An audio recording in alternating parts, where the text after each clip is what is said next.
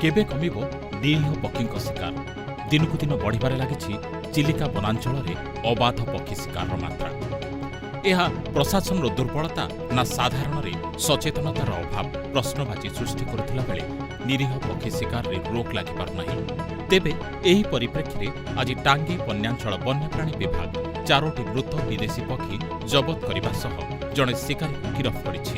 ଉଜ୍ଜଳା ଗୋପୀନାଥପୁର ଉପେନ୍ଦ୍ର ପରିଡ଼ାଙ୍କ 22 ବର୍ଷୀୟ ପୁଅ ମନୋଜ ପରିଡ଼ା ଏବଂ ହରି ସାହୁଙ୍କ 30 ବର୍ଷୀୟ ପୁଅ ଶୌର୍ଯ୍ୟ ସାହୁ 2 ଜଣ ମିଶି OD02AF 3682 ନମ୍ବର ମୋଟରସାଇକେଲ ଯୋଗେ ବ୍ୟାଗ୍ ମାଧ୍ୟମରେ ଲୁଚେଇ 4ଟି ମୃତ ବିଦେଶୀ ପକ୍ଷୀ ଶିକାର କରି ରାସ୍ତାରେ ଯାଉଥିବା ବେଳେ ବନ୍ୟପ୍ରାଣୀ ବିଭାଗ ଖବର ପାଇ ସେମାନଙ୍କୁ କାବୁ କରିଥିଲା। ଘଟଣାସ୍ଥଳରୁ ଶିକାରୀ ଶୌର୍ଯ୍ୟ ସାହୁ ଖସି ପଳାଇ ଯିବାରେ ସମର୍ଥ ହୋଇଥିଲା ଏବଂ ଶିକାରୀ ମନୋଜ ପରିଡ଼ାଙ୍କୁ ବନ୍ୟପ୍ରାଣୀ ବିଭାଗ କାବୁ କରିବା ସହ 3ଟି ସ୍ପଟ୍ ବିଲ୍ଡକ୍ ଓ ଗୋଟିଏ ଫିସ୍ ଆଣ୍ଡ ଟର୍ଟଲ ଜାକ୍ନା ନାମକ ପକ୍ଷୀ ଜବତ କରିବା ସହ ଶିକାରୀ ମନୋଜକୁ କୋର୍ଟ ଚାଲାଣ କରିଛି।